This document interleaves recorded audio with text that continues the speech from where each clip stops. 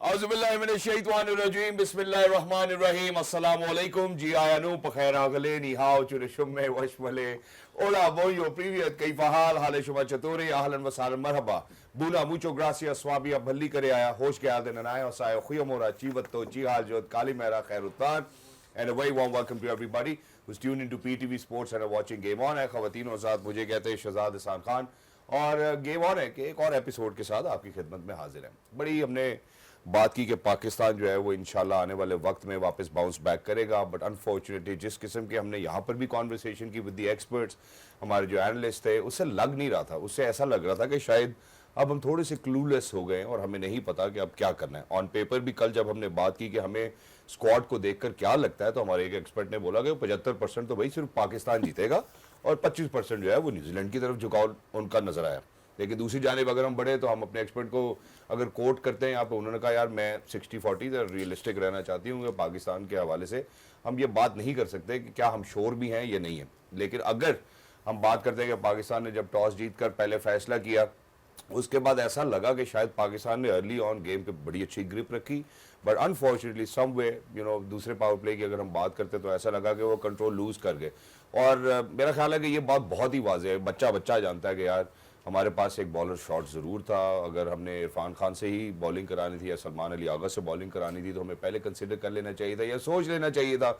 जब 10 ओवर्स में 118 रन की हम बात करेंगे तो ये डैमेज ज़रूर लगेगा। दूसरी एक और चीज़ जो मैं ऑब्जर्व करता हूँ वो ये है कि अगर हम यहाँ के चैंपियंस कप की बात करें जो कि ओडीआई कराया गया, और यहाँ पे अनफॉर्चुनेटली 50 ओवर्स भी मुकम्मल खेलना किसी भी टीम के लिए कोई ऐसा मैंने नहीं देखा कि किसी भी टीम ने टुवर्ड्स द एंड, या कि हम सेमीफाइनल या फाइनल की बात करेंगे 50 ओवर पूरे खेले गए, वरना 35 ओवर्स 39 ओवर्स या 37 ओवर्स के अंदर पूरी टीम लपेट कर वो वापस डगआउट में भेज देते थे।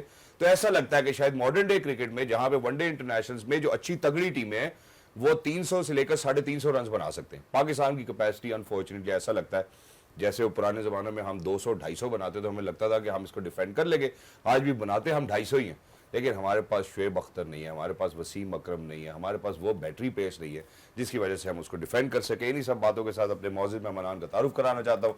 लेडीज एंड जेंटलमैन, सबसे पहले 75-25 कहने वाले हमारे वो एनालिस्ट अल्हम्दुलिल्लाह हमारे साथ मौजूद है। One of the most amazing, अल्हम्दुलिल्लाह जब भी बात करते हैं कोशिश करते हैं कि इस तरह की बात करें कि जिसमें कोई कंट्रोवर्सी भी ना क्रिएट हो और साथ ही साथ पैगाम भी जो है वो पहुंचा दिया जाए जहां पर पहुंचाना होता है।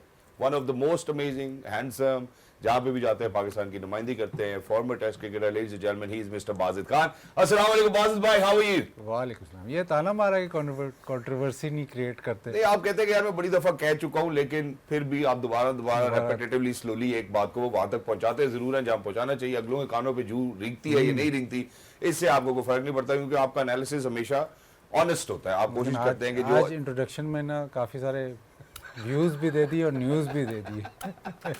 क्या बात याद कराइए। द ग्रेट राशिद लतीफ साहब के बारे में बात करें, मुझे कहते थे कि बेटा तुम्हारा काम जो है ना सवाल पूछना है, तुम्हारे अपने व्यूज देना नहीं है। Thank you so much Wajid भाई, आपका कमबैक बहुत अच्छा था। दूसरी जाने बढ़ते हैं लेडीज एंड जेंटलमैन, जिन्होंने कहा या जिनकी दूर अंदेशी को मैं सलाम करूंगा, उन्होंने कहा यार मैं 60-40 रखना चाहती हूँ, 60% चलो, एज पाकिस्तानी भी आप 10% बढ़ा ही देते हैं। तो इन्होंने कहा कि यार 40% चांस न्यूजीलैंड का लगता है। पेपर पे हम स्क्वाड को देखते हैं तो ऐसे लगेगा कि पाकिस्तान के पास वो सारे नाम मौजूद हैं जिससे हम काम कर सकते हैं, लेकिन टुवर्ड्स द एंड प्लेइंग 11 को देखना पड़ेगा। और अनफॉर्चुनेटली जो प्लेइंग 11 थी आज, उसमें हमें बॉलर्स की वजह से जरूर डिस्टर्बेंस महसूस हुई। स्किपर रही है WODIs की, WT20 इंटरनेशनल्स की, fastest 200 wickets as well, she is miss Sana Mir. अस्सलाम वालेकुम सना, हाउ आर यू? वालेकुम अस्सलाम, अल्लाह का शुक्र ठीक ठाक। Thank you so much. आपने पूरी खबर नहीं सुनाई, आपने हमसे टीम्स भी ली थी। मेरे पास है इन प्रेडिक्शन से पहले आपने हमसे टीम भी ली थी। मैंने खिलाया एक स्पिनर जिसकी वजह से 60-40 का, इन्होंने खिलाया 2 स्पिनर जो 75-25 का। अब उन्होंने कोई स्पिनर नहीं खिलाया तो हम क्या करें? तो फिर हम कुछ नहीं कर सकते, इसलिए वो नल एंड वॉइड हो गया। मैं सबसे पहले जरा बाजिद भाई की टेक ले लेता हूं, just brief take on what went wrong for Pakistan. Brief नहीं हो सकती, ये टेक लंबी होगी। ये ब्रीफ इसलिए है क्योंकि अभी हम मजीद तफसील में बात करेंगे। ब्रीफ नहीं हो सकती। चलिए आप तफसील के साथ कर लें। तफसील ऐसे है कि ये अब जो हमारा मैनेजमेंट टीम मैनेजमेंट है, ये अब काफ़ी अरसे से टीम के साथ है। मतलब मुसलसल अगर आप प्लेइंग 11 नहीं डिसाइड कर सकते, और मतलब पाकिस्तान की टीम जो होती है ना वो सबसे आसान होती है पिक करना, क्योंकि मेरे अगर आप मैं और चले आपको भी बीच में व्यूज़ के लिए शामिल कर लेते हैं। अगर हम 15 डिसाइड करें ना तो उनमें से 1-2 प्लेयर्स पे इख्तलाफ होता है, या मैक्सिमम 3, इससे ज़्यादा नहीं होता। तो पाकिस्तान की टीम डिसाइड करना सबसे ज़्यादा आसान है।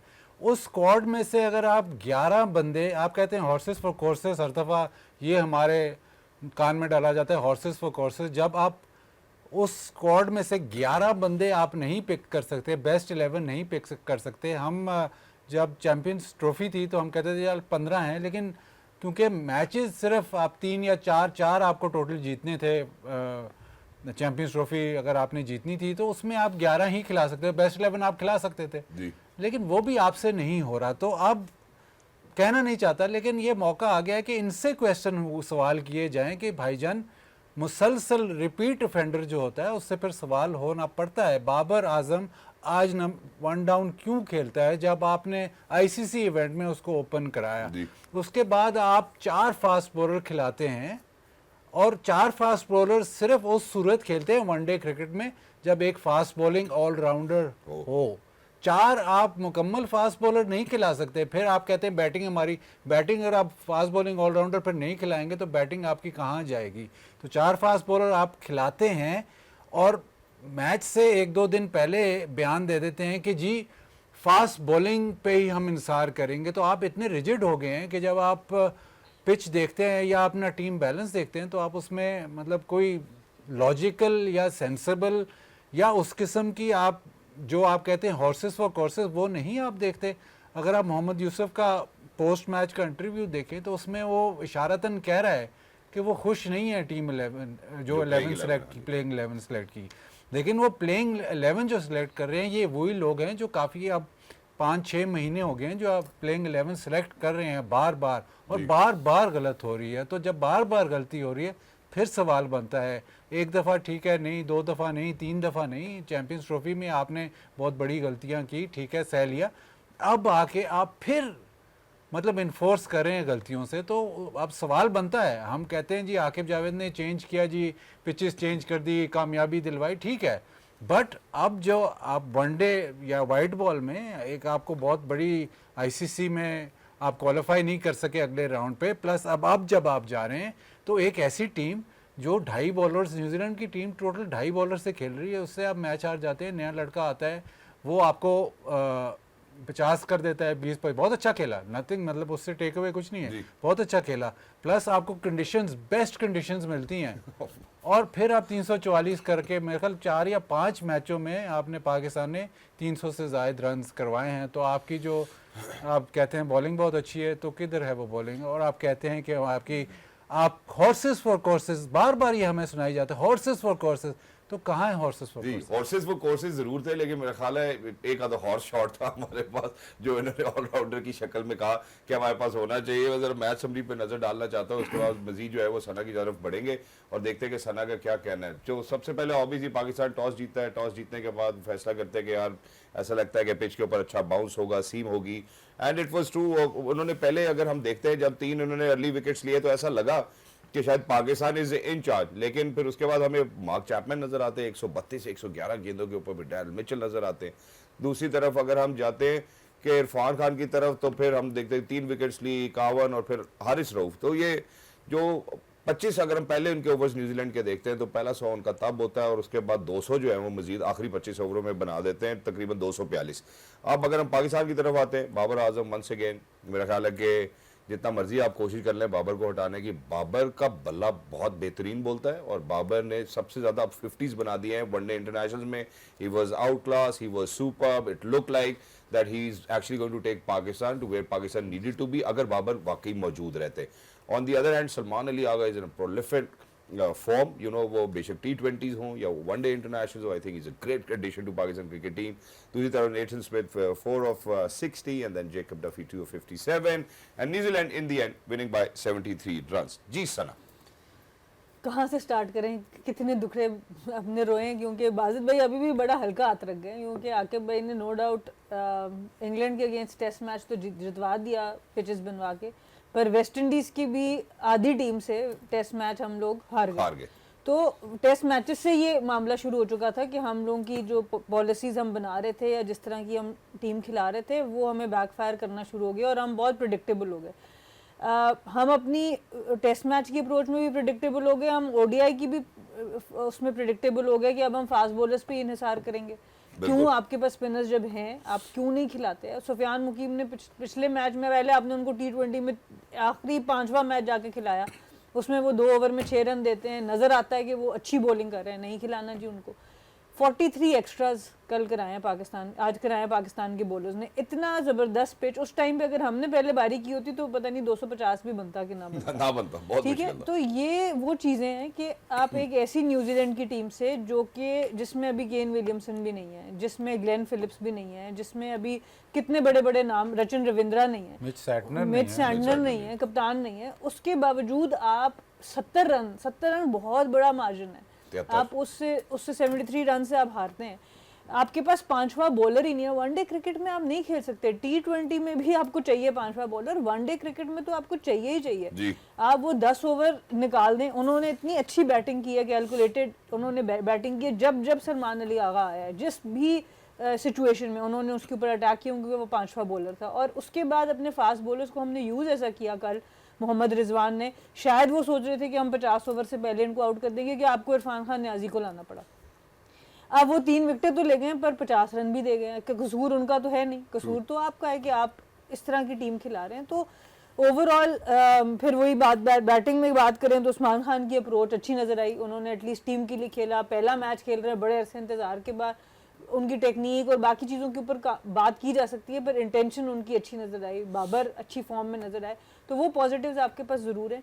पर इस न्यूजीलैंड की इस टीम से आप इस तरह से मैच हारें, और अब जब पहला मैच आप हार जाते हैं, मैंने इस सीरीज से पहले भी आपसे बात की थी कि क्योंकि रिजवान से कप्तानी गई है पहले T20 की, तो आज उनकी कप्तानी में थोड़ा डिफरेंस मुझे तो लगा है। जो डिसीजन मेकिंग है, जिस तरह से वो वैसे बॉलर्स का इस्तेमाल करते हैं, या 11 में उनका एक इनपुट नज़र आता है, मुझे आज थोड़ा सा बैकफुट पे वो लगे हैं। आई डोंट नो कि कुछ चेंजेस की गई हैं या क्या है, पर वो आपकी टॉप ऑफ द लाइन कप्तानी नज़र नहीं आई। क्योंकि जिस तरह के आखिरी 10 ओवर हमने करवाए हैं जिन बॉलर्स से, वहां पे नजर नहीं आता कि एक अच्छा एक्सपीरियंस कप्तान ऐसे कर सकता है। इसके ऊपर हम जरूर बात करेंगे। जहाँ पे रिजवान की बॉडी लैंग्वेज की भी बात की जाए, तो लगा नहीं ऐसा कि उनकी कोई खास इन्वॉल्वमेंट है या इस प्लेइंग 11 को वो बैक भी करे अनफॉर्चुनेटली। लेकिन ये पहली दफा नहीं हो रहा सना, मतलब पाकिस्तान जब भी न्यूजीलैंड में गया, अगर हम पीछे देखते हैं तो मेरे ख्याल यही नजर आता है कि पाकिस्तान अनफॉर्चुनेटली एक भी मैच किसी भी सीरीज में जीतने में नाकाम रहा है। बाजी भाई अब किधर जाता हूँ जी, पाकिस्तान के जो आखिरी 3 ODI सीरीज है न्यूजीलैंड में, टूर ऑफ न्यूजीलैंड 2015 हम 2-0 से हारते हैं, उसके बाद फिर 2-0 से आते हैं, उसके बाद 5-0 से हारते हैं, और उसके बाद नॉट टू फॉरगेट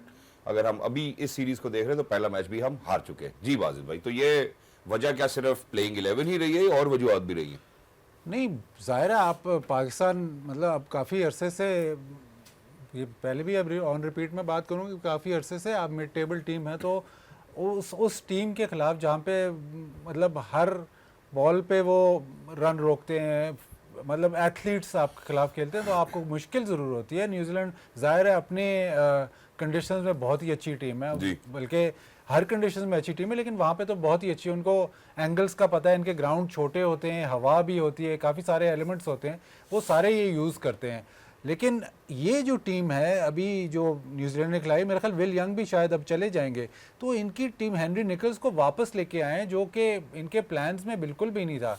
लेकिन आप ये देखें कि अगर प्रॉब्लम होती है तो ये उन प्लेयर्स के पास जाते हैं जो ये पहले टेस्ट कर चुके होते हैं, लेकिन इनको पता है ये हमारी पाइपलाइन में कहीं पे रिप्लेसमेंट ज़रूर है।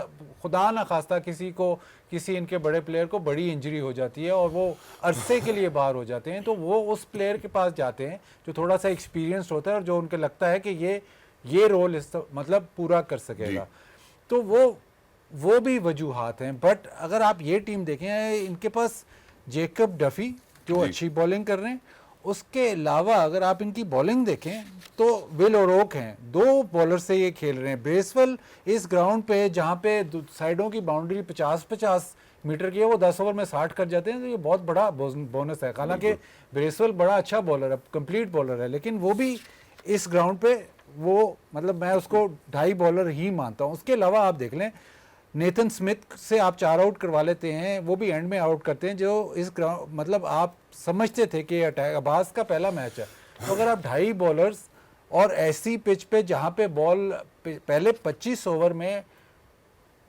न्यूजीलैंड मतलब अगले 25 ओवर में उन्होंने 9.6 के रेट पे स्कोर किया, 9.6 के रेट पे। और अगर आप ये देखें कि आप कहते हैं जी बाबर ने तो आपका मैच बिल्कुल सीधा कर दिया है। और सलमान आगा जब वो खेल रहे हैं 70 चाहिए थे, मेरे ख्याल है 90 चाहिए थे, 70 12 ओवर में 8.16 आपको चाहिए जब आप 344 चेस कर रहे हैं और पिच भी अच्छा हो गया है, ग्राउंड भी छोटा है, और वहां से आप मैच हार जाते हैं। 7 विकेट्स इन हैंड। आखिरी जो नंबर 6 से नंबर 11, ये भी एक बहुत बड़ा नंबर 6 से नंबर 11 ने टोटल 22 रन पे नहीं, मैं बात कर रहा हूँ नंबर 6 से लेके नंबर 11 इन्होंने नहीं भाईजान, कितने? 3 रन हैं total. Tayyab Tahir 1 run, Irfan Khan Niazi 0 run, Naseem Shah 0 run, Haris Rauf 1 run और आकिफ जावेद 1 रन। और ये भी मेरे ख्याल किसी किस्म का मतलब एक रिकॉर्ड मैंने देखा था कि सिर्फ 3 रन। तो मैच आप उन्होंने मैच तो नहीं जीता, मैच तो आपने हारा है। और हर दफ़ा की यही बात है, आप जब सुबह 11 अनाउंस करते हैं वहीं से आप अपने आप को ऑलमोस्ट क्रिपल कर लेते हैं, क्योंकि आप अगर 4 फास्ट बॉलर खिलाते हैं, फ़हीम अशरफ को फिर खिलाओ अगर आपके पास फास्ट बॉलिंग ऑलराउंडर है। और आप ये एक दफ़ा ना मेरे ख्याल इंग्लैंड से टेस्ट मैच था या कहाँ पे, आपने इकट्ठे 2 डेब्यू करा दी थी बॉलर्स के। 2 बॉलर्स का डेब्यू कराना इंटरनेशनल क्रिकेट में बहुत ही बड़ा रिस्क होता है। तो आपने इस मैच में दो का डेब्यू कराया है। तो जो वसीम जूनियर था उसको आपने नहीं खिलाया, और चलो 1 का करा दो, लेकिन 2 इकट्ठे का कराना रिस्की काम है। फिर आप 4 फास्ट बॉलर खिलाते हो इसी सोच से कि जी भाई इनको हम 35 ओवर में आउट कर लेंगे। और जिस किस्म की आपको कंडीशंस मिल गई थी 35 ओवर में आउट होने चाहिए थे, बट वो 35 ओवर में जब आउट नहीं हुए फिर आप कहाँ गए? इरफान खान नियाजी, अब ये सुन लें जी। फिर आप कहते हैं कि बहुत डेटा पाकिस्तान यूज करता है और पाकिस्तान की प्लानिंग 11 में बहुत अच्छी। इरफान खान नियाजी ने आज से पहले लिस्ट ए क्रिकेट में कभी बॉल ही नहीं किया, एक भी बॉल नहीं किया, और 5 आज ओवर करा दी उसे। मतलब आपका छठा बॉलर इरफान खान नियाजी था। ये ले भाई आजा। तो ये जो बैठे हुए हैं, जो कोचिंग स्टाफ जो बैठा हुआ है माशाल्लाह से, आकिब जावेद है, अजहर महमूद, जो कि बहुत हर जगह उन्होंने कोचिंग की है, उनको ये नहीं नजर आ रहा कि भाई 5वां बॉलर नहीं है हमारा।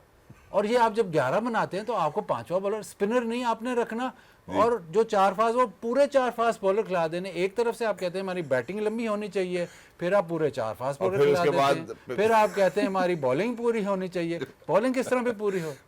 मुश्किल है, मेरा ख्याल मुश्किल है। जहाँ आपने बॉलिंग की बात की है, मैं यहाँ पे एक और भी तस्करा करना चाहता हूँ, वो ये है कि देखो जब आप दुआ मांगते हैं तो ये कहा जाता है कि पहले अपना ऊँट बांधो किसी अच्छी जगह पे, उसके बाद अल्लाह से दुआ करो कि मेरा ऊँट अल्लाह चोरी ना हो।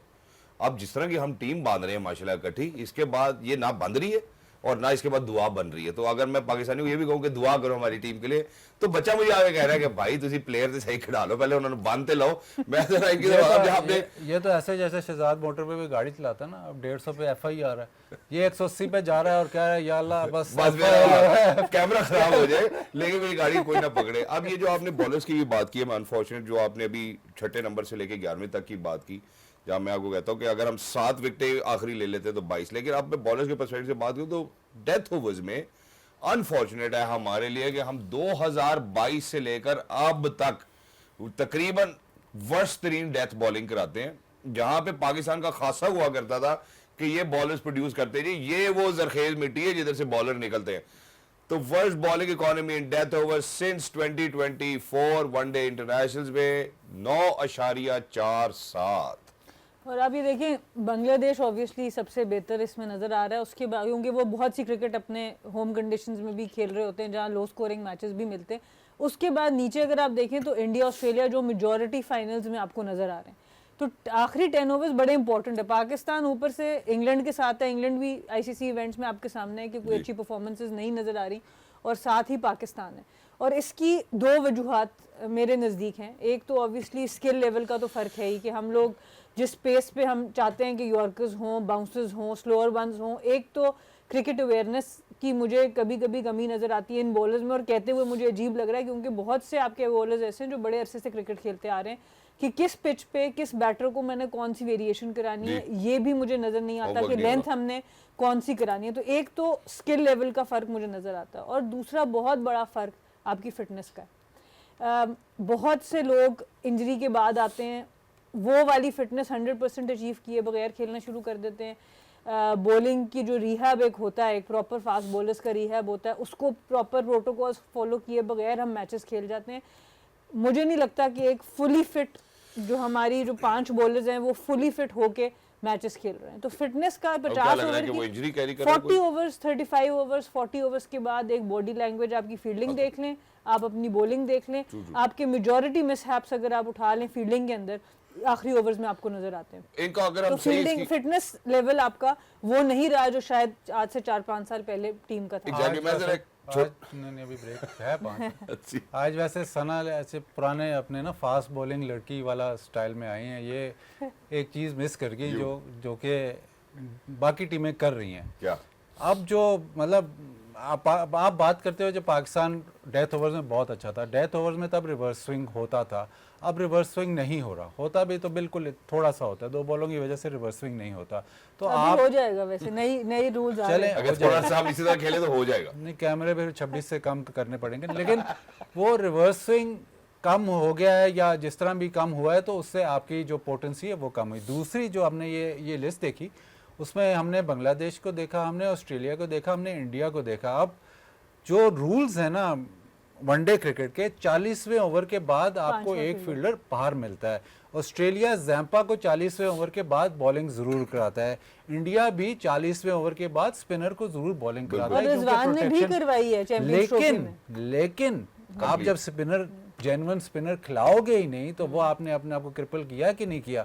अगर आपके पास वो स्पिनर है ही नहीं, अगर स्पिनर आप खिलाते ही नहीं है, आप पार्ट टाइमर स्पिनर खिलाते हो तो आपने 40 क्या हो, वो तो बीच में भी नहीं बॉलिंग कर सकते, बीच में तो और मुश्किल है क्योंकि फील्डर एक एक्स्ट्रा अंदर है। तो जो पार्ट टाइमर्स उस मतलब पीछे ज़माने में पार्ट टाइमर्स बीच में बॉलिंग कर सकते थे क्योंकि आपके पास प्रोटेक्शन थी, अब पार्ट टाइमर्स बॉलिंग नहीं कर सकते। तो आपको मतलब ये जो हैरानगी की बात है कि ये सब लोग जो हैं ये मुंसलिक हैं मॉडर्न डे वनडे क्रिकेट से, ये पुराने ज़माने के नहीं। आपकी जो सिलेक्शन कमेटी भी है वो भी मॉडर्न डे प्लेयर्स हैं।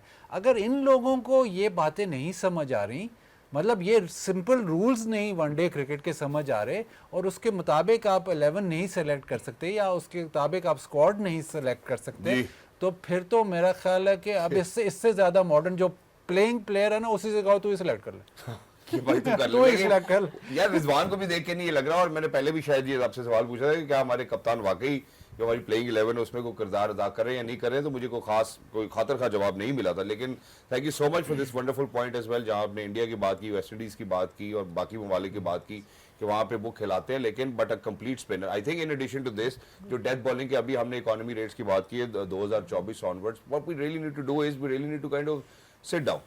लेकिन अगर हम बैठते हैं, हमें ये तो कहीं पता होना चाहिए, जो उन्होंने कानून साजी की बात की कि भाई इतने सब लोगों को पता है भाई कर लो। लेकिन अब हमारी बॉलिंग को हुआ क्या वो जो रिवर्स स्विंग की इन्होंने बात की, क्या हम पेस में डेफिशिएंट है? क्या हमें और ऐसे तगड़े बॉलर्स चाहिए जो पेस ज़्यादा वाले हों, फिर उसके बाद वो रिवर्स स्विंग वाला आर्ट शायद हमारे पास वापस आ जाए? या दूसरी बात मुझे ये लगती है कि पाकिस्तान के पास, और कोई नहीं बात कर रहा, कि 40वें ओवर के बाद ऐसे लगता है कि ये अब इनसे नहीं होगा। जो सना ने भी कहा, फिटनेस के बाद बाजी भाई ने भी कहा। हम एक छोटे से वक्फे की तरफ बढ़ना चाहते हैं, वापस आते हैं जरा बॉलिंग के ऊपर मजीद बात करेंगे। Have we lost it, or are we still producing those bowlers which we had back in time? Game on it.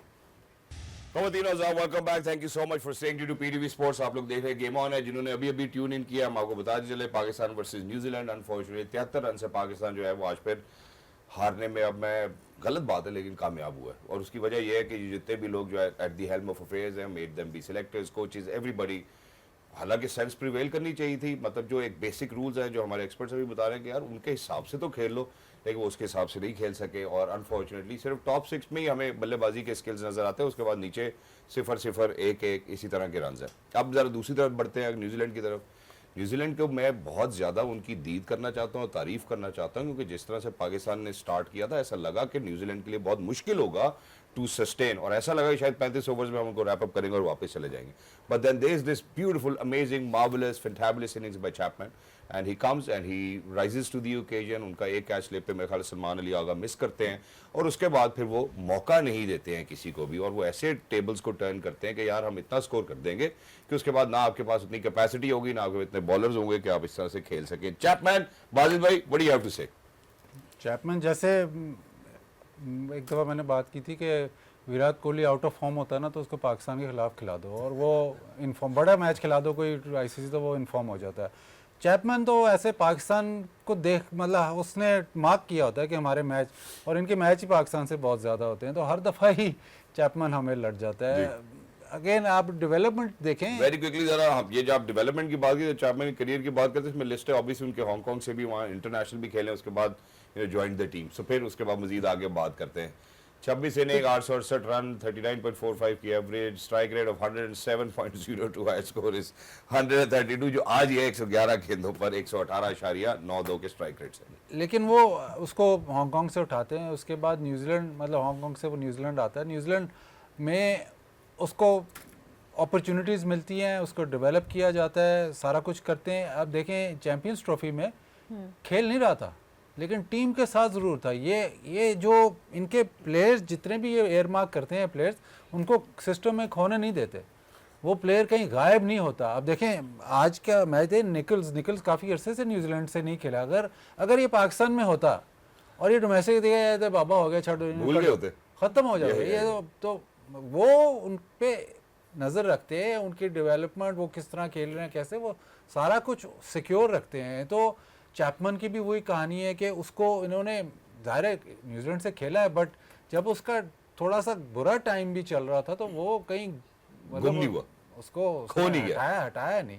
और पाकिस्तान के खिलाफ तो सख्त उसको लगाव है कि पाकिस्तान चाहे T20 हो, चाहे वनडे, चाहे पाकिस्तान में हो, चाहे न्यूजीलैंड में हो, रन्स तो आदिल भाई जब अर्ली ऑन इतनी डिफिकल्टी हो रही थी, अर्ली ऑन हम 3 विकेट्स लेने में कामयाब हो गए, was it the way that he was playing, was it the strategy that he actually applied, ऐसी क्या चीज थी जो उनको खड़ा होने में और ये इस माइलस्टोन को अचीव करने में कामयाबी? नहीं, दोनों मतलब चैपमैन के साथ जो डैरिल मिचेल की पार्टनरशिप लगी, ये उनको पता लग गया था कि ये इस टाइम हम कुछ नहीं कर सकते, इस टाइम जो करेगा बॉलर ही करेगा, तो ये टाइम निकल जाएगा। और फिर उन्होंने ज़ाहिर मार्क किया हुआ था कि ये जब सलमान अली आगा ने पहला बॉल उधर से फेंकना है, हमने इधर से भाग पड़ना है, तो उन्होंने मतलब मार्क किया हुआ था कि इनको हमने अटैक करना ही करना है। वो तो खेले ही 25 ओवर के बाद तो अखीर ही कर दी ना, मतलब हर बॉलर को उन्होंने ग्राउंड से बाहर फेंक दिया।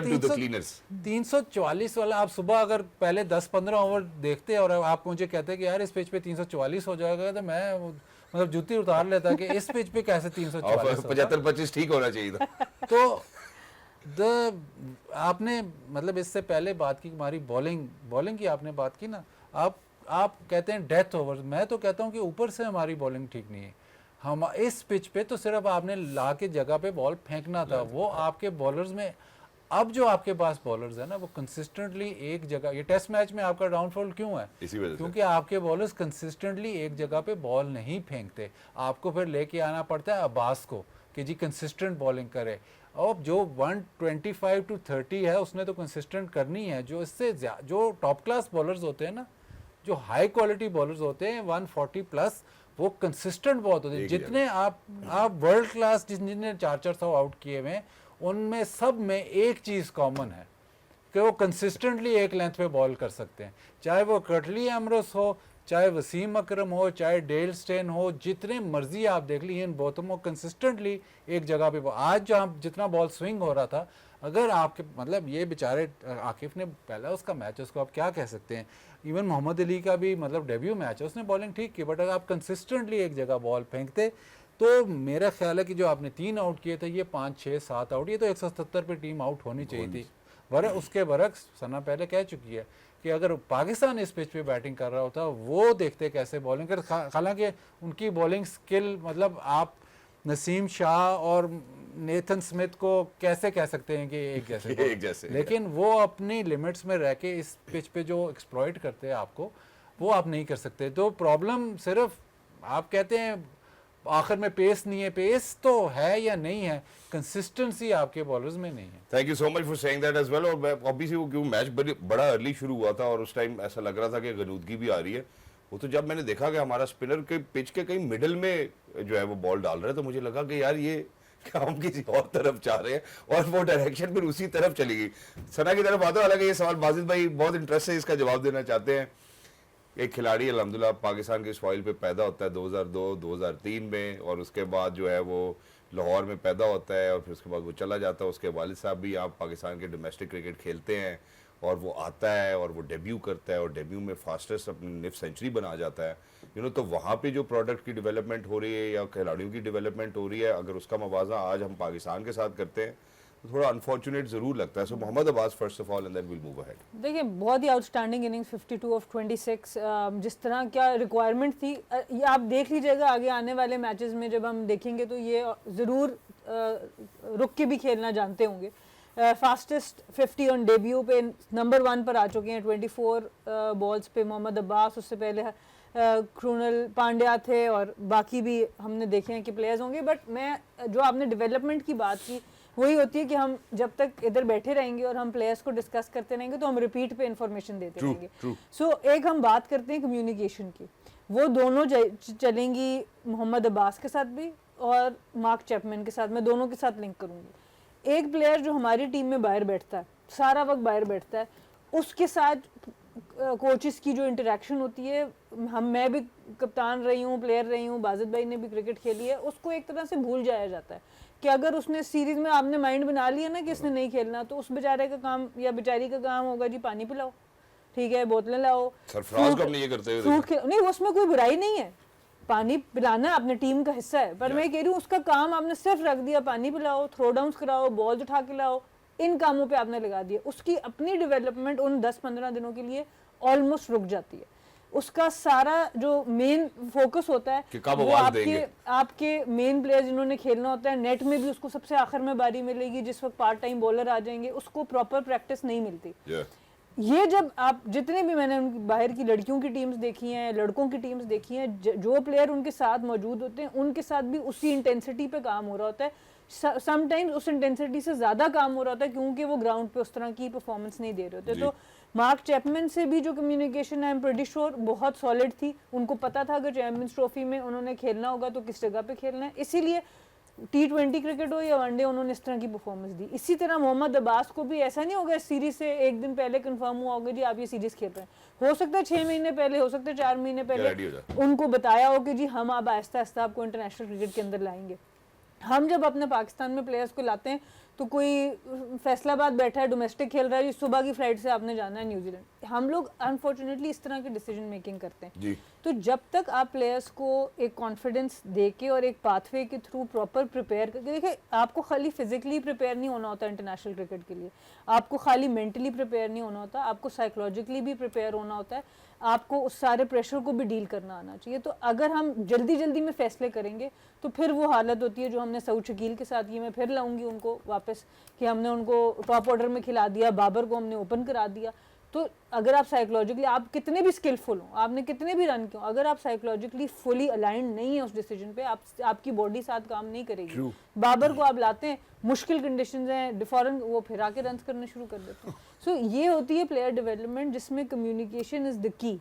अब जो मोहम्मद अब्बास की बैकग्राउंड है वो अब मैं उधर आता हूं, मोहम्मद अब्बास का जो शजर नसब आपके पास है वो हम आपसे लेना चाहते हैं, लेकिन एक बात जो आपने की थी वो बड़ी पिवटल और बड़ा इंपॉर्टेंट पॉइंट है और वो तकलीफ भी बहुत देती है बाजिद भाई, वो ये है कि हर टीम को हमने देखा है कि वो मैचअप्स बनाते हैं कि यार अच्छा जब ये बैटर आएगा तो हमने इस बॉलर को लगाना है, उसकी लेंथ ये होगी, आपने वो उसका वीक पॉइंट ये है। Unfortunately with the number of extras we have given today, जैसे पीछे आज चौके जा रहे थे, ऐसा लगा नहीं कि यार हमने कोई भी होमवर्क किया है या हमारा कोई भी डाटा एनालिस्ट या वीडियो एनालिस्ट ने बैठ के किसी को मैचअप समझाया कि यार जब ये आएगा तो हमारा ये बॉलर चल सकता है, ये आएगा तो ये बॉलर ये क्या है, मतलब ये तो ऐसा लगता है लैक ऑफ प्लानिंग है। देखिए आज की पिच पे तो मैचअप जो जिस किस्म का बॉल सीम और स्विंग हो रहा था उस पर मैचअप की जरूरत ही नहीं थी, तो आपने सिर्फ टॉप ऑफ स्टंप पे बॉल मारना था और बाकी छोड़ दे, आपने अच्छे ओवर करने थे, आपने आउट नहीं करने थे, वो खुद ही आउट हो जाते।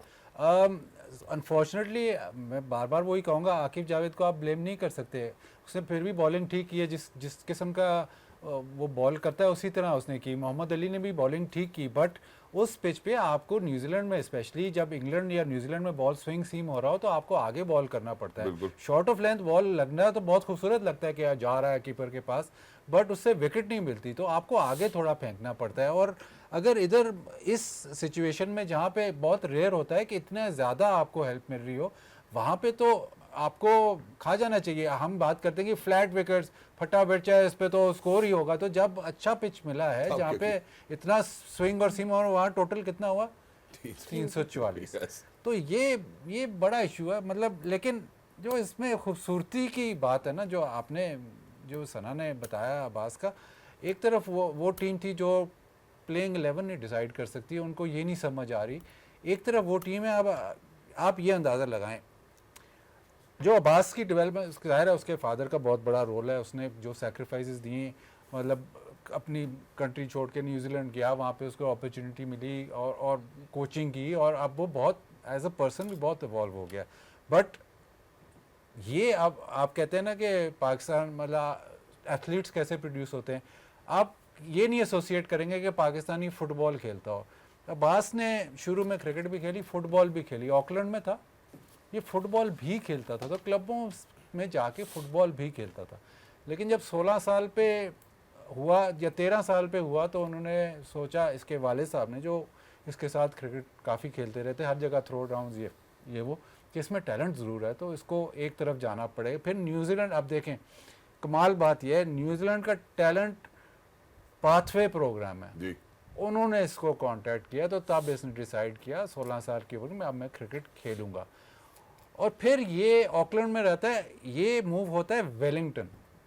वेलिंगटन में ये क्रिकेट साथ, ज़ाहिर है इसके वाले साहब भी साथ जाते हैं, बिल्कुल। वाले साहब खुशकिस्मती की वो वहाँ कोच भी लग जाते हैं। लेकिन वेलिंगटन में जो और टैलेंट पाथवे प्रोग्राम और वेलिंगटन में जो इसकी डेवलपमेंट होती है, वो सिर्फ क्रिकेट नहीं होती, उसको पढ़ाई करने का भी मौका मिलता है, तो वो 360 उसकी डेवलपमेंट होती है। बिल्कुल। ये नहीं होता कि भाई बस ये 360 उसकी डेवलपमेंट होती है, और वहाँ से फिर जाके ये अब 21 साल का है शायद, तो वहाँ पे ये अब प्रोफेशनल क्रिकेट खेलना शुरू हो जाता है। इसके वाले साहब तो कहते हैं कि ये बॉलर बेहतर है, ये जब थोड़ा बहुत डेवलप होगा तो ऑलराउंडर है, तो दोनों चीज़ें, ज़ाहिर है एक चीज़ ऊपर नीचे होती है, लेकिन इसकी बॉलिंग भी ठीक है। इसमें थोड़ी पाकिस्तानी सोच भी वैसे शामिल है। पाकिस्तानी सोच तो शामिल है, लेकिन भी कह रहे मैं ऑलराउंडर हूँ। जगह बने ना, हमें किसी तरह जगह बननी चाहिए, ये हमारी सोच है, वो बॉलिंग से बने, बैटिंग से बने, ये ऑलराउंड से बने। ये तो आपसे 2-3 साल बाद, आप तो इधर ही बैठे रहेंगे ना, तो 3 साल बाद मैं आपको फोन करके पूछूंगा, या 4 आप इधर ही साल होके बाद, फोन नहीं नहीं, करना मैं पड़ेगा। तो शायद हूँ ना हो, आपको फोन करूंगा। बट आप एक जगह ये देखें कि वो जो कंट्री है जहाँ पे बहुत ही लिमिटेड प्लेयर, नहीं रिसोर्सेज तो हैं, लेकिन प्लेयर्स बहुत ही लिमिटेड हैं, वो हर प्लेयर को डेवलप करते हैं, और उसमें जितना भी टैलेंट होता है उसका एक एक आउंस जो है वो निकाल लेते हैं, परफॉर्मेंस करवाते हैं उनसे, क्योंकि ये होलिस्टिक जो अप्रोच जो आपने नाम दिया है, उसमें सिर्फ क्रिकेट नहीं है, उसमें सारी चीज़ें आपकी देखते हैं। वेलिंगटन, क्योंकि ये ऑकलैंड से वेलिंगटन गया था, तो Wellington out of the way जाके, क्योंकि वो वहाँ से सारा उखाड़ के वापस उधर आ गया, आउट ऑफ द वे जाके उन्होंने उसका ख्याल किया। तो जब वो प्लेयर्स डेवलप होते हैं, आप ये देख लें कि न्यूजीलैंड की टीम में चाहे वो प्रोफेशनल क्रिकेट खेल रहे हैं, चाहे वो उस लेवल की क्रिकेट खेल रहे हैं, लेकिन एक सेंस ऑफ फन ज़रूर रहता है। अब ये कैसे, उनके पास कौन सी जादू की छड़ी है कि वो डेवलप करते हैं, मगर ग्लेन फिलिप्स कैच करता है तो सारे पागल हो जाते हैं कि यार वो सेंस ऑफ फन उनकी क्रिकेट में रहता है। तो ये मेरे ख्याल से ये एक होलिस्टिक अप्रोच जो वो सारा कुछ इन्वायरमेंट क्रिएट करते हैं, वो उस वजह से है। और ये मैंने आर्टिकल पढ़ा है, एक लड़का है जो मेरे से गिला करता रहता है, मेरा तुम आर्टिकल नहीं पढ़ता, उसने आर्टिकल काफ़ी देर बाद अच्छा लिखा है, तो मैं उसकी तरफ गया था, तो उसका मैंने आर्टिकल लिख लिया। अगर उसने शो देखा है तो वो खुश भी हो जाएगा। जी ठीक है, नाम भी ले दे, फिर क्या हो गया? नहीं, नाम लूंगा तो फिर बहुत खुश हो जाएगा। खुश का होगा, कह रहे बड़े दिन बाद कोई अच्छा आर्टिकल लिखा, खुश तो आप कुछ हद तक तो खुश हो जाएगा, ईद से पहले कोई खुशी खबर मिल जाएगी। अच्छा जी, जहाँ आपने बात की मोहम्मद अब्बास के हवाले से, ऑब्वियसली उनके वालिद की काफ़ी सपोर्ट रही उनको, फिर आई थिंक जो उनका इन्वायरमेंट है जिसमें वो इंजॉय भी करते हैं, खेलते भी हैं, पढ़ते भी लिखते हैं, तो प्लेयर डेवलपमेंट ऐसी है कि 360 ऑलराउंड होलिस्टिक अप्रोच है। एक और, अब हम पाकिस्तान में आ जाते हैं, पाकिस्तान भी इस तरह की कहानियों से भरा पड़ा है। इनके वालिद कोच तो नहीं है, लेकिन जितनी इन्होंने मेरा ख्याल है कि कोशिश की अपने बेटे को खिलाड़ी बनाने के लिए, और जितने बड़े वो खिलाड़ी बने हैं, वो स्टेचर जो है ना, वो हर दफ़ा जब वो पिच पे आते हैं वो ज़रूर नज़र आता है। मैं बात करूँ बाबर आजम की, he was stellar today, it looked like as he was in great shape, great form, he was in great rhythm, great momentum. Babar Azam unfortunately वो 70+ रन को नहीं कन्वर्ट कर पाए सेंचुरी में। How do you see Babar Azam today? And वो, और उसके बाद ट्रॉमा तो देखे ना, हम देता कितना ट्रॉमा देते हैं, कप्तानी से हटाते हैं, फिर लेके आते हैं, फिर उसके बाद हम T20 से हटा देते हैं, फिर वनडे में ले आते हैं। What are we doing with our players? बिल्कुल, मैं तो पहले दिन से ये बात करूँ कि टेक्निकल एस्पेक्ट से ज़्यादा मेंटली जब आप प्लेयर को एक तरह से टॉर्चर ही कर रहे होते हैं अनफॉर्चुनेटली हमारे सिस्टम में, कि कोई क्लैरिटी नहीं है, उसको हर वक्त आप डिस्टेबलाइज करें, कभी कोई चीज़ करके कभी कोई चीज़ करके। तो कभी कभी ये ब्रेक्स बड़ी अच्छी होती हैं। अगर बाबर आजम को आप देखें खबरों में जिस वक्त हमें नज़र आ रहा था, रेस्ट दिया गया एक डिफरेंट स्पोर्ट पेडल को, जैसे उन्होंने सबसे ज्यादा 50s उनकी हो गई, उन्होंने वो किया, फिर वो उम्रे पे चले गए। तो कभी कभी बिल्कुल क्रिकेट से स्विच ऑफ करना बड़ा ज़रूरी होता है। 2950 स्कोर्स उनके 2020 से लेकर अब तक 2020 से हैं, तो आउटस्टैंडिंग रिकॉर्ड आपका ज़रूर है। हम वनडे क्रिकेट के ऊपर जब इनका नंबर बदला तो हम सारे चीख पड़े थे कि भाई T20 के ऊपर हम बात करते हैं उनके स्ट्राइक रेट और सारी चीज़ों की, वनडे में उनको मत छेड़ा जाए। वनडे वो बिल्कुल ज़बरदस्त खेल रहे हैं और उनकी इर्द गिर्द टीम को बनाया जाए। अनफॉर्चुनेट हमने उनका नंबर बदला, उन पे एक्स्ट्रा प्रेशर डाला, तो ऐसा नज़र आया आज बाबर आजम को खेलता देख के कि टाइमिंग भी वापस आई। कोई ऐसा नहीं लग रहा था कि वो ज़बरदस्ती शॉट मारने जा रहे हैं। बहुत ही आउटस्टैंडिंग जो कवर ड्राइव से जब वो चौका शुरू कर देते हैं तो पता चल जाता है कि बाबर आजम जो है वो फॉर्म में। तो ऑब्वियसली जो कैच भी हुआ वो बिल्कुल बाउंड्री पे, वो सोच रहे होंगे कि चलो मैं निकाल दूंगा इस फील्डर को, नहीं उस तरह से टाइम हो सका, थोड़ा सा आई गेस बॉल तेज़ आ गया, वो उस जगह पर प्लेस नहीं कर सके जहाँ करना चाह रहे थे। बट ओवरऑल इनिंग्स बहुत ही अच्छी बाबर आजम की जो है वो नज़र आई है। और बस यही आई थिंक सबसे बड़ा फ़र्क हमारा इन्हीं चीज़ों का है कि जब हम प्लेयर्स को ऑफ द फील्ड हम कितना उनको उनकी वेल बीइंग पे काम कर सकते हैं। हम तो टॉर्चर, ये खुश ना रहे बस किसी तरह, लिटरली हम लोग उनको परेशान करके रखते हैं। सो ये जो आप मेंटालिटी है, न्यूजीलैंड में हम जब जाते हैं, मैं न्यूजीलैंड वैसे भी इंसान भी बड़े अच्छे, मुझे याद है हमारे कोच थे मार्क कोल्स न्यूजीलैंड के, तो हम लोग वनडे सीरीज़ खेलते, पहली सीरीज़ जब वो आए तो हम न्यूजीलैंड से ही खेल रहे थे। तो पहला मैच हम लोग ऐसी पोजीशन पे पहुंच गए कि 20 रन रहते थे, हमारे हाथ में 5 विकेटें थी वनडे मैच में, और 20 रन रहते थे और 5 विकेटों पे हम जा रहे हैं और 5 ओवर रह गए थे और हम मैच 15 रन से हार गए। 5 रन के अंदर अंदर हमने विकेटें गिरा दी। हम ऊपर आए शर्मिंदा सारे अपने अपने कमरों में घुस गए। मैसेज आया ग्रुप में कि 7 बजे सबने लॉबी में मिलना। हमने कहा अब होगी लंबी सी मीटिंग, एक मुसीबत, अब इतनी, अब क्या पता था क्या किया हुआ।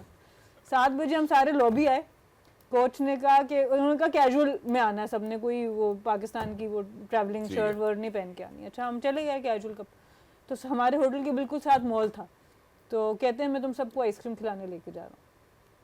सो वहाँ से हमें वो वहाँ लेके गए सिर्फ हमारे ऊपर से प्रेशर करने के लिए। उन्होंने कहा कि अब एक कुएं में नहीं घुस जाना, हो गया, अभी 2 मैच बाकी, अगला मैच हम आके जीत गए। सो मैं आपको सिर्फ ये बात कहती हूँ कि जो मेंटालिटी है ना एक कोच की प्लेयर्स को रिलैक्स करने की, वो सबसे ज़्यादा इंपॉर्टेंट होती है। अगर उसी टाइम पे आके अगले दिन 2 घंटे की मीटिंग होती है, उसमें हमें बताया जाता है जी आपने ये गलत किया वो, तो ऑब्वियसली प्रेशर और बिल्ड होता है। उन्होंने कहा ठीक है पार्ट ऑफ द गेम है, हो जाता है, आप लोग विनिंग पोजीशन में नहीं आए इससे पहले न्यूजीलैंड के, तो नहीं आपसे हो सका, आप यकीन करें अगला मैच हम जीत गए उनसे। सो ये चीज़ें मिसिंग है हमारे स्ट्रक्चर्स के अंदर, हमारे उसके अंदर कि हमने कब प्रेशर ऑफ करना, सारा वक्त ऑफ भी नहीं रखना, आपने प्लेयर्स को एट टाइम्स खींचना भी पड़ता है, उनको समझाना भी पड़ता है, बट वो जो प्रेशर ऑन और ऑफ करना है वो थिंक टैंक का मेन काम ही होता है। मैन मैनेजमेंट, आपने स्ट्रेस को मॉनिटर कैसे करना है, उनके ऊपर हम एक्स्ट्रा स्ट्रेस दे रहे होते हैं, उधर क्यों गए हो, ये क्यों क्या है, उससे क्यों बैठे हो। क्योंकि देखिए ये ऐसी स्पोर्ट है, हम किसी भी स्पोर्ट की बात करते हैं इसकी total reliability is on human resource. मैं जरा बाबर वाले ही जो curious case of Babar Azam है वो बाजिद भाई के पास भी जाना चाहता हूँ। बाजिद भाई हम क्यों इतना तंग करते हैं अपने खिलाड़ियों को, कभी बिठा देते, कभी कप्तानी से उतार दो, इर्द गिर्द कॉन्ट्रोवर्सीज बना दो, जब हमें लगता है कि एक खिलाड़ी इतना पावरफुल हो गया कि दुनिया उसको जानती है और पाकिस्तान का नाम रोशन हो रहा है, हमें लगता है कि नहीं यार चलो आओ जरा इसकी तो तजलील हो जानी चाहिए थोड़ी सी। Please comment on this. मेरा ख्याल आइसक्रीम वाला पॉइंट सही है, आइसक्रीम खिलानी चाहिए। नहीं अगर आप मुझे याद पड़ता है नहीं मुझे याद पड़ता है एक वनडे सीरीज थी, उसमें शान मसूद को वाइस कैप्टन बना दिया। शान मसूद टीम में नहीं था और वो आया ही वाइस कैप्टन। वहाँ से मुझे जहाँ से याद पड़ता है वहाँ से ये सब मसला शुरू हुआ है। मतलब एक ज़माना था कि शाहीन ट्वीट करता था कि सोचना भी मना है, और अब ऐसा माहौल बन गया है टीम में कि कुछ भी हो सकता है। हाँ, तो आप जहाँ मतलब ये सोशल मीडिया का भी दौर है, प्लस जो इंस्टेबिलिटी रहती है क्रिकेट बोर्ड में, तो वो जब भी कोई नई मैनेजमेंट आती है या कोई नए कोचेस लेके आते हैं, स्पेशली जब मैनेजमेंट नहीं आती है तो तसलसल नहीं रहता, तो वो कोशिश करते हैं कि हम कोई आउट ऑफ द बॉक्स चीज़ करके देखें। तो आउट ऑफ द बॉक्स चीज़ होती नहीं है। कहाँ से आप सुफियान मुकीम को ना खिलाना, ये आउट ऑफ द बॉक्स चीज़ तो नहीं, हमारा आउट ऑफ द बॉक्स यही है कि हम इसको खिलाएंगे ही नहीं। तो फिर आप फिर टारगेट करते हो ना कि जो चीज़ सही चल रही है उसको चेंज करके देखो कि कुछ ठीक हो जाए। बात एंड में आप कान जहाँ मर्जी से पकड़ें, मतलब जो मर्जी उल्टी कलबाजियाँ खा लें, एंड में बात वहीं पे आके ख़त्म होती है कि निचला जब तक आपका स्ट्रक्चर नहीं है तो यूं ही चलता रहेगा, सिलसिला चलता रहेगा। हमने कितने सालों से ये देख रहे हैं सिलसिला, और चलता जा रहा है। जो पिछला दौर था उसमें आप थोड़ी सी बचत ये थी कि तब सिर्फ 2 फॉर्मेट्स थे, तो आपकी थोड़ी सी जब से ये 3 फॉर्मेट्स हुए हैं और क्रिकेट ज़्यादा हो गई है, तो आप स्पेशली T20 क्रिकेट में इतनी ज़्यादा एनालिसिस है और क्रॉस फॉर्मेट प्लेयर्स खेल रहे हैं, तो हर किसी को एक तो अपॉर्चुनिटी है कि एक प्लेयर को क्रिटिसाइज़ करे, क्योंकि हर जो भी प्लेयर है वो तीनों फॉर्मेट में हर रोज़ परफॉर्म नहीं करेगा, तो वो एक चीज़ पकड़ के उसको कर लेंगे। प्लस आपको अब जो प्लेयर्स हैं वो ज़्यादा प्लेयर्स चाहिए to be a successful team. मतलब एक ज़माने में ऑस्ट्रेलिया के पास अगर ज़्यादा थे उनके पास, लेकिन अगर 15 से 20 अच्छे प्लेयर हैं तो वो टेस्ट क्रिकेट भी जीत जाते थे और वनडे क्रिकेट भी जीत जाते थे। अब टर्नओवर इतना ज़्यादा है, इतने ज़्यादा आपको प्लेयर्स खिलाने पड़ते हैं कि वो पॉसिबल नहीं है। और आप जब तक वो टर्नओवर में आपका जो निचला सिस्टम है, जब तक एवरेज, मतलब वर्ल्ड क्लास प्लेयर तो वर्ल्ड क्लास तो कहीं से भी निकल आएगा, जो एवरेज प्लेयर है अब इस ज़माने में, अगर आपका जो एवरेज प्लेयर है वो इम्प्रूव नहीं हो रहा निचले लेवल पे, तो फिर आप compete नहीं कर सके, क्योंकि एवरेज प्लेयर का इम्प्रूव होना बहुत ज़रूरी है, बिकॉज द टर्नओवर प्लेयर्स इतने ज़्यादा चाहिए। फिर अगर आप इसकी बात करते हैं तो आज मैं सुन रहा था कि मतलब 22 या 23, बल्कि राशिद भाई ने मुझे फ़ोन करके बताया कि 22 या 23 सेंट्रल कॉन्ट्रैक्ट के प्लेयर हैं, और आप मतलब पिछले 6 महीने में उसके अलावा 12 प्लेयर खिला चुके हो। तो जो आप जो सिलेक्शन करते हो, सेंट्रल कॉन्ट्रैक्ट देते हो कि ये हमारे प्लेयर्स हैं, फिर आप सोचते हो कि नहीं, आप 11 में 15 में से आप सोचते हो कि यार ये आप हमने स्पिनर्स लेके गए हैं, फिर आप नहीं खिलाते, तो वो टोटल एंड अटर कन्फ्यूजन है। अगर मेरे हिसाब से तो फिर सेंट्रल कॉन्ट्रैक्ट खत्म कर देना चाहिए, देना नहीं चाहिए। एवरीबडी इज एलिजिबल, सब खेले, एनओसी सबको मिले। अब ये थोड़ी है कि आपने जो 20-22 है उसको सेंट्रल कॉन्ट्रैक्ट दे दिया, वो पाकिस्तान से भी नहीं खेल रहा, लेकिन एनओसी भी नहीं, और एनओसी भी नहीं मिल रहा है। वैलिड पॉइंट है।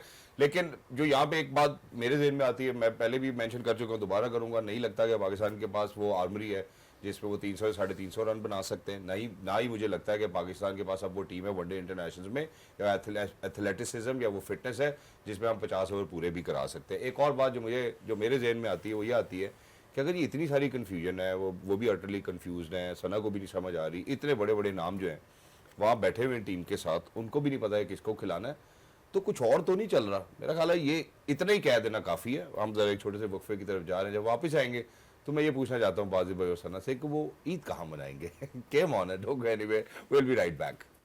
और तीनों welcome back, thank you so much for staying tuned. इससे पहले जरा ईद की गुफ्तगू पे जाए, मेरा ख्याल है credit is due, it's due. 19 साल का लड़का आता है कड़क से और वो ऐसी बॉलिंग कराता है जिसमें लगता है कि यार बड़ा प्रॉमिसिंग बॉलर पाकिस्तान को शायद मिल गया है।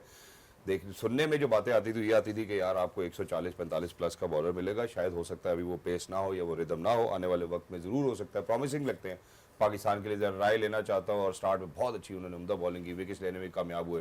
मैं ज़रा बाजी भाई से शुरू करता हूँ। बाजी भाई, आकिब जावेद नहीं, बॉलर तो अच्छा है, वो तो आपने देख लिया, वो तो मतलब तेज़ बॉल भी करता है। नेचुरल लेंथ जो मुझे लगती है उसकी शॉर्ट ऑफ लेंथ है, उस पर शायद थोड़ा सा काम करना पड़ेगा, लेकिन पहला मैच मतलब इन स्विंग अच्छा है, आउट स्विंग अच्छा, इम्प्रेसिव था, और बाउंसर भी उसका तेज़ था, तो वो जो इंग्रेडिएंट्स हैं वो तो पूरे हैं। अब आगे डेवलपमेंट तो हम इसी में हम मतलब फंस जाते हैं। डर लगता है ना कि अब प्लेयर आता है तो हम कहते हैं जी बड़ा अच्छा है, फिर अगर उसकी थोड़ी सी तारीफ करें तो वो डिप आ जाता है, नजर लग जाती है।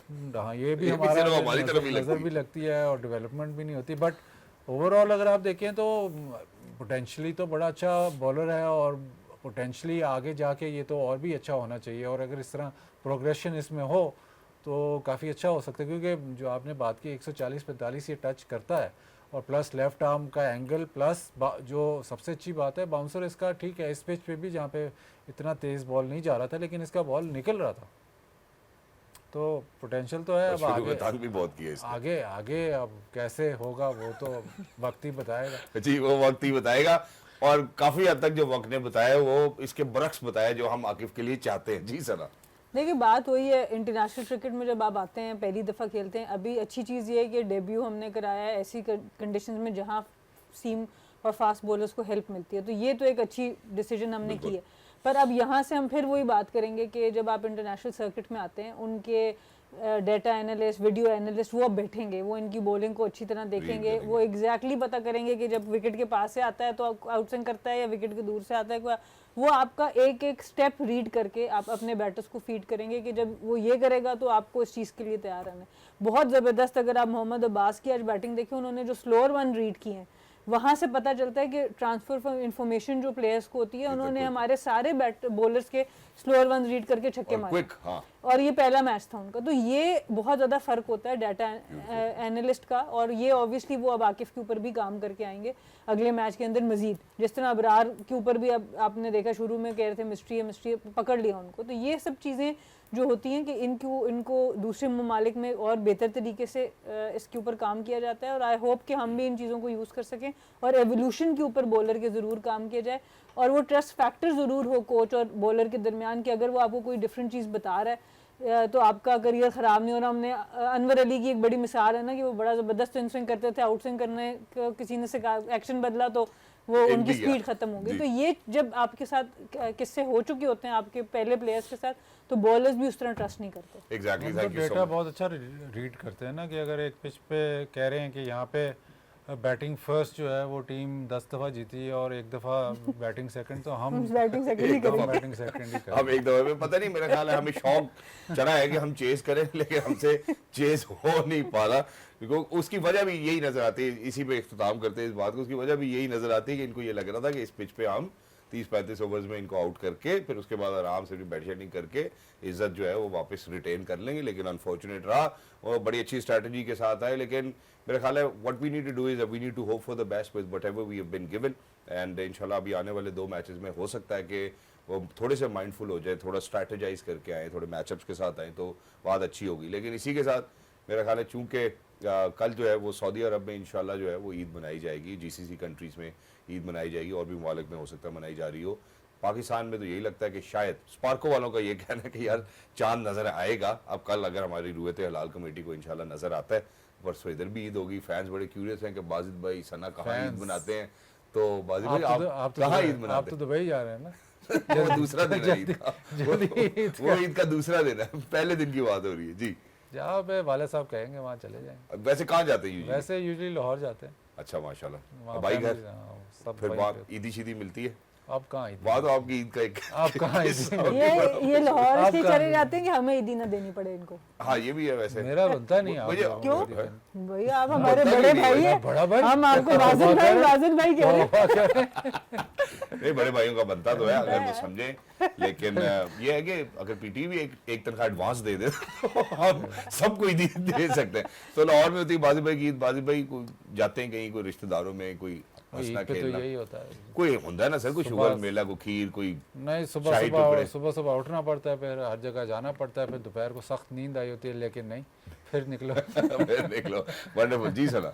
हम लोग की मेजॉरिटी एबटाबाद होती है ईद, पहला दिन एबटाबाद, दूसरा दिन मस्जिद के पकौड़े साथ रहते हैं? साथ रहते हैं, क्यों नहीं रहते। पहला दिन एबटाबाद और दूसरा दिन मानसेरा, अम्मी की फैमिली कुछ वहाँ होती है तो कुछ उधर। आप देती है ईदी? अब देनी पड़ती है, अब लेते, अब बीच में आ गए हम, लेते भी हैं और देते भी हैं। एम्बेसडर हैं तो अब तो नहीं वो तो वैसे खैर ना भी हो बंदे को ईदी तो चलो एक वो तो वैसे ईदी तो देनी चाहिए बड़ों को, लेकिन अब नहीं देते होंगे जिधर देनी होती है वहाँ देनी भी चाहिए, लेकिन वो चाइल्डहुड में नहीं मिली ना उनको असल में, इस वजह से वो दे नहीं पाते। और खवातीन हो जाता, हमारी जो पाकिस्तान टेलीविजन की टीम है, जितने भी लोग हैं हमारे MCR में लोग हैं या मेकअप में है, हमारी सिक्योरिटी, हमारे कैमरामैन हैं, जितने भी लोग हैं हमारे दिल के बड़े करीब हैं। हम इन सब लोगों को जो देख रहे हैं और आप सब लोगों को जिन्होंने PTV स्पोर्ट्स को इस मुकाम तक पहुंचाया अल्लाह के बाद, जहाँ पे आज हम सबसे ज़्यादा देखे जाने वाला स्पोर्ट्स चैनल है, मेरे हम सबको ईद मुबारक कहना चाहते हैं। और उसके बाद इंशाल्लाह ईद के बाद आपसे फिर मुलाकात होगी गेम ऑन है पर, और बात करेंगे और होपफुली अल्लाह करे कि एक मैच जो ये बीच में ईद के दिनों में आ रहा है वो हम जीत चुके हों। 5 तारीख का भी हम फैसला कर रहे हैं कि क्या हम प्रोग्राम करेंगे या नहीं करेंगे।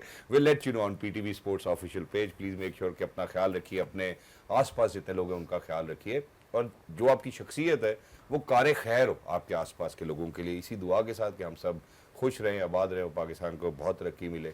और ईद जो है हमारी पुरसकून अपने घर वालों के बीच में, अपने रिश्तेदारों के बीच में गुजरे.